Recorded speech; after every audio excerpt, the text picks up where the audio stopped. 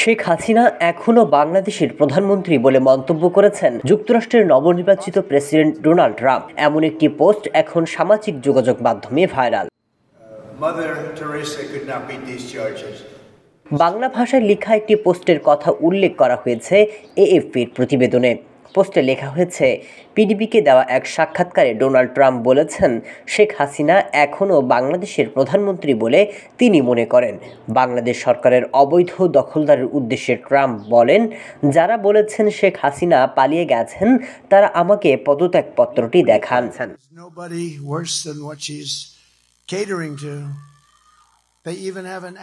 ফেসবুকের ওই পোস্টে একটি ছবিও জুড়ে দেওয়া হয়। ছবিতে দেখা গেছে পিডিবি পডকাস্টের উপস্থাপক প্যাট্রিক ব্রেড ডেভিডের সাথে বসে আলাপচারিতা করছেন ট্রাম্প। ছবির উপর বাংলায় লেখা, আমি মনে করি হাসিনা এখনও বাংলাদেশের প্রধানমন্ত্রী। একই ধরনের দাবি করে ফেসবুকে আরও অনেক পোস্ট দেওয়া হয়েছে।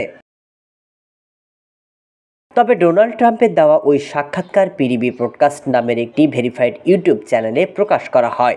ভিডিওটির শিরোনাম ছিল ওবামা অ্যান্ড ইরান।